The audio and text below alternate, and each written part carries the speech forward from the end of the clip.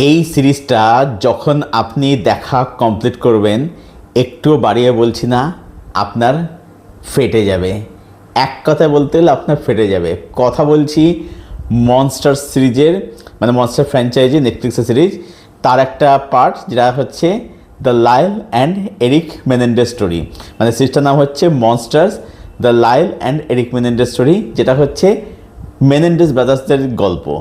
লাইল মেনেন্ডেস এবং এরিক মেনেন্ডেস যারা হচ্ছে তাদের বাবা মাকে এক রাতে শর্টগান দিয়ে খুন করেছিল।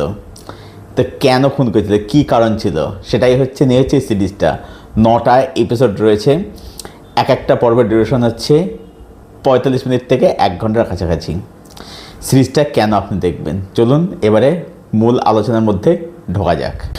সবার প্রথমে ডিসক্লেমার দিয়ে দিই যে সিরিজটা দেখতে বসার আগে যদি আপনি দুর্বল মনের হয়ে থাকেন, দুর্বল চিত্তের হয়ে থাকেন, তাহলে সিরিজটা কিন্তু আপনি অ্যাভয়েড করে যাবেন, ঠিক আছে? সেটা নিজে বুঝে নেবেন যে সিরিজটা আপনি দেখতে পারবেন নাকি পারবেন না। দেখুন, ব্যাপারটা হচ্ছে যে এখানে কিন্তু ওরকমভাবে যে গোর, ব্রুটালিটি সেরকম দৃশ্য অবশ্যই আছে, তবে এটা কিন্তু ওই ড্যামার বা ধরুন এইট গেন স্টোরি, সেখানে এরকম বর্ণনা রয়েছে, সেখানে এরকম নানা রকম ব্রুটাল দৃশ্য রয়েছে। এটা কিন্তু সেরকম নয়, কিন্তু এর সাইকোলজিক্যাল ইম্প্যাক্টটা এতটাই মারাত্মক, আমি সেই দিক থেকে এটাকে মারাত্মক বললাম, ঠিক আছে? তো সেটা আপনি নিজে দেখে নেবেন যে এটা আপনি দিতে পারছেন কি পারছেন না।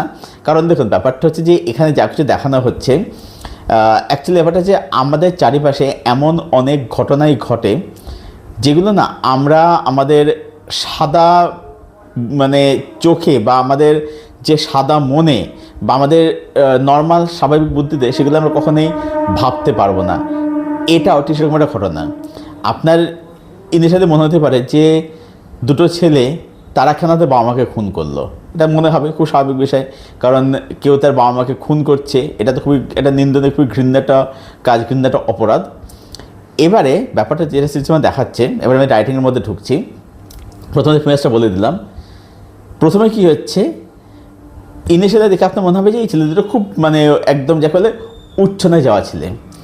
এইবার কেন মনে হবে, তার কারণ হচ্ছে যে দেখবেন যে তারা প্রথম দিকে খুব বিলাসবহুল জীবনযাপন কাটাচ্ছে, ঠিক আছে? দামি ঘড়ি ফড়ি গাড়ি ফাড়ি নিয়ে বিলাসবহুল জীবন কাটাচ্ছে, কারণ টাকা পয়সা পাচ্ছে অবভিয়াসলি আর কি। এইবার তারা যখন ধরা পড়ছে পুলিশের কাছে, অবশ্যই কিছু অসঙ্গতি তাদের কাজের কথা ধরা পড়ছে, তারা ধরা পড়ছে আর কি। এবার ধরা পড়ার পরে কি হচ্ছে, তারা প্রথমে যে বিশ্লেষণ হচ্ছে যে তারা তাদের প্যারেন্টসদেরকে, বাবা মাকে কেন খুন করলো, এটা হচ্ছে প্রথম। মানে ব্যাপারটা পুরো স্টেপ বাই স্টেপ আছে। মানে এখানে রাইটিংয়ের মধ্যে কতটা মানে সুন্দর রাইটিং দেখুন, যে জিনিসগুলো এখন স্টেপ বাই স্টেপ আছে। প্রথমে দেখাচ্ছে কি খুন করছে, তারপর দেখাচ্ছে যে তারা একটা বিলাসবহুল জীবন কাটাচ্ছে। মানে এখানে ক্যারেক্টারগুলোকে কোথাও গিয়ে মানে অডিয়েন্স কোথাও একটা মিসগাইড করা হচ্ছে যে যে এরা হচ্ছে এরকম ক্যারেক্টার, কিন্তু এটাকে সত্যি কি এরকম, এটা হচ্ছে প্রশ্ন, ঠিক আছে? সত্যিকার এরকম। এইবার পুলিশ অ্যারেস্ট করছে, কোর্টে কেসটা উঠছে। এবার কোর্টরুম প্রসেস শুরু হচ্ছে। কোর্টরুমের সিনগুলো দুর্দান্তভাবে লেখা, খুব সার্টেল, খুব স্মার্ট রাইটিং একদম। এইবার এখান থেকে আসল খেলাটা শুরু হচ্ছে। এরা এমন একটা কারণ বলছে, প্রথম কথা বাবা মাকে খুন করছে, এটা যেমন একটা মারাত্মক শকিং। তারপরে এই দুই ভাই, এই লাইল অ্যান্ড এরিক মেনেন্ডেস, তারা যে কারণটা বলছে সেটা আরও বেশি শকিং। আপনি ভাববেন যে এরকম বাবা মাও হতে পারে, এরকম প্যারেন্টস হতে পারে। মানে ব্যাপার হচ্ছে কি, দেখুন এখানে আমি কিন্তু কখনোই মানে শাসন এগুলো কিন্তু এগেনস্ট নেই। দেখুন ব্যাপারটা হচ্ছে যে ছোটোবেলায় আমরা সবাই আমাদের বাবা মার কাছে, বাড়িতে আমরা মার সবাই খেয়েছি, বকা মার সবাই খেয়েছি, টিচারের কাছে মার বকা আমরা সবাই খেয়েছি। কিন্তু ব্যাপারটা হচ্ছে এমন অনেক বাবা মাও কিন্তু আছে যারা কিন্তু প্রচণ্ড ডমিনেটিং হয়, এবং তারা কিন্তু মানে শাসনের নামে তারা কিন্তু তাদের সন্তানদেরকে ডমিনেট করতে প্রচণ্ড কিন্তু ভালোবাসে। এবার এটার পিছনে অনেকগুলো রিজন, কারণ হতে পারে যে তারা হয়তো অন্য জায়গায় তার থেকে আরও বেশি ক্ষমতাশালী দেখে তারা ডমিনেট হচ্ছে ক্রমাগত আর কি, পিষছে তারা আর কি। এবার সেইটা তারা মানে তার বাড়িতে তার থেকে যারা কম জড়িয়ে আছে তারপর সেটা অ্যাপ্লাই করছে। তো এরকম কিন্তু অনেক মানুষ রয়েছে, আমি এখানে বাবা মার উপরে বলছি না, সবাইকে নির্বিশেষে বলছি, এরকম অনেক মানুষ রয়েছে যারা কিন্তু শাসনের নামে তাদের সন্তানের পেছনে কিন্তু ডমিনেট কিন্তু করে থাকে, ঠিক আছে।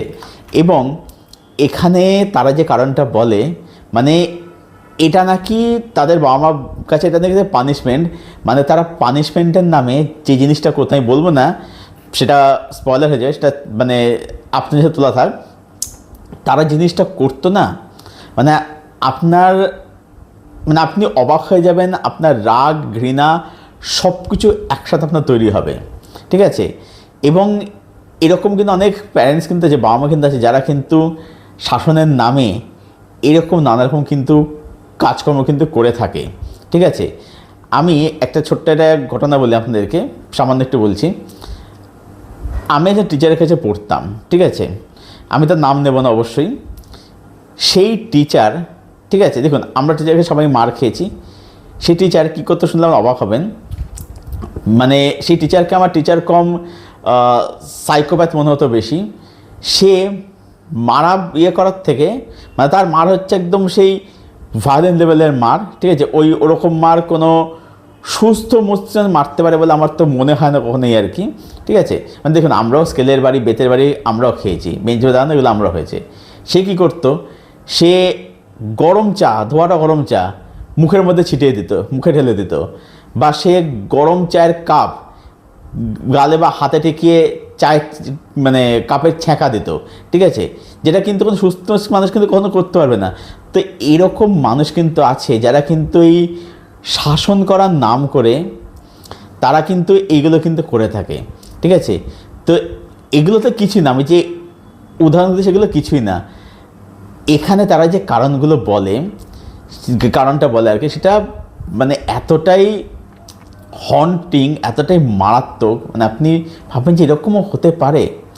এবার ব্যাপারটা হচ্ছে যে তারা যে কারণটা বলছে তারপরে কোথাও গিয়ে কি তাদের ক্রাইমটা জাস্টিফাই হয়ে যাচ্ছে। এবার ব্যাপারটা হচ্ছে যে এখানে কিন্তু এটা বলা হচ্ছে যে তাদের সাথে কিন্তু অ্যাকচুয়ালি অন্যায় হয়েছে, কিন্তু কোথাও গিয়ে না, মানে যতই হোক তারা তো অ্যাকচুয়ালি অপরাধিত করেছে, তারা তাদের বাবা মাকে খুন করেছে, যত তারাতে বাবা মাই ছিল বাবা মাকে খুন করেছে, তারা দুটো মানুষকে মেরেছে। তো সেখানে কোথাও গিয়ে তাদের কিন্তু ক্রাইমটা কিন্তু কমে যাচ্ছে না, মানে এতটুকু কিন্তু ক্রাইমটা কিন্তু জাস্টিফিকেশন হয়ে যাচ্ছে না। তো এই জায়গাতেই হচ্ছে যেটা আমি বলি, যে যেটা আমি ড্যামার ক্ষেত্রে বলেছিলাম, যে অ্যাকচুয়ালি না মানে এইখানেই কাজগুলো মানে একটা নেক্সট লেভেলের ম্যাচের কাজ এই কারণেই হয়ে যায় যে এখানে কিন্তু কোনোভাবে জিনিসটা কিন্তু জাস্টিফাই করা কিন্তু হচ্ছে না। তো এই যে নুয়ান্সটা এখানে বজায় রাখা না, এটার কারণেই ছবিটার রাইটিং, সিরিজটার রাইটিংটা এতটাই দুর্দান্ত হয়ে যায় আর কি, মানে এত লেয়ার রয়েছে। এবং এই সিরিজটার মধ্যে মানে সোসাইটি নিয়ে অনেক কিছু সিরিজটা কিন্তু কথা বলে আর কি, কিন্তু রাইটিং সুপারব হয়েছে।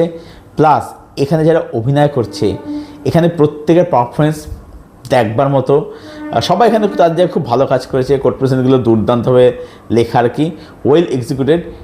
টেকনিক্যাল সিরিজটা কিন্তু বলছি ভীষণ ভালো, ভীষণই মানে ব্রিলিয়ান্ট আর কি রাইটিং, মানে টেকনিক্যালি আর কি, ক্যামেরার কাজ বলুন, বিজিএম বলুন, কালার গ্রেডিং বলুন, বা যেভাবে সময়টাকে যেভাবে দেখানো হচ্ছে আর কি, ঠিক আছে।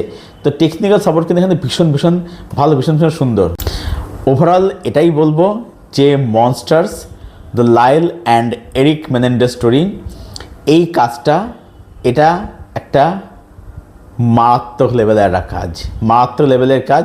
হ্যাঁ, মারাত্মক লেভেল বলতে ওই প্রচুর গোর, ভায়োলেন্স, ব্রুটালিটি, আমি সেই বেসিসে মারাত্মক বলছি না, কিন্তু এর যে বিষয়বস্তু, এর যে সাইকোলজিক্যাল যে ইম্প্যাক্ট, আমি সেই বেসিসে সিরিজটাকে মারাত্মক বলছি আর কি, মারাত্মক লেভেলের কাজ। এবং যেটা আমি বললাম যে আপনি যদি দুর্বল মনের মানুষ হয়ে থাকেন, কাজটাকে আপনি আপনার পক্ষে কাজটা অ্যাভয়েড করে যাওয়াটাই বেটার আর কি, ঠিক আছে। এটাই বলবো। রেটিং আমি এটাকে করবো 9/10। এটাই ছিল আমার review monsters, the Lyle and Erik Menendez story. এই কাজটাকে কেন্দ্র করে যারা সিরিজটা দেখেননি, হাইলি রেকমেন্ড করে কাজটা দেখুন, ঠিক আছে, দেখুন এবং দেখে জানাবেন কাজটা আপনাদের কীরকম লাগলো। ও হ্যাঁ, এটা কিন্তু হিন্দি ডাবিং অ্যাভেলেবল আছে, ডাবিংটা কিন্তু বললো যথেষ্ট ভালো। তো দেখে জানাবেন কাজটা আমাদের কীরকম লাগলো। আর যারা অলরেডি দেখে নিয়েছেন বা যদি কারো দেখা হয়ে থাকে এই কাজটা, কমেন্টে জানাবেন এসে যে কাজটা আপনাদের কীরকম লেগেছে। আপনাদের প্রত্যেকটা কমেন্টের উত্তর আমি ডেফিনেটলি দেবো। আর এই ভিডিওটা ভালো লাগলে ভিডিওটাকে অবশ্যই লাইক করবেন, শেয়ার করবেন, চ্যানেলটাকে অবশ্যই সাবস্ক্রাইব করবেন। তো চলুন ভিডিও এখানেই শেষ করছি, দেখা হচ্ছে আপনাদের সঙ্গে নেক্সট কোনো ভিডিওতে। Till then stay best, stay healthy, keep watching good content.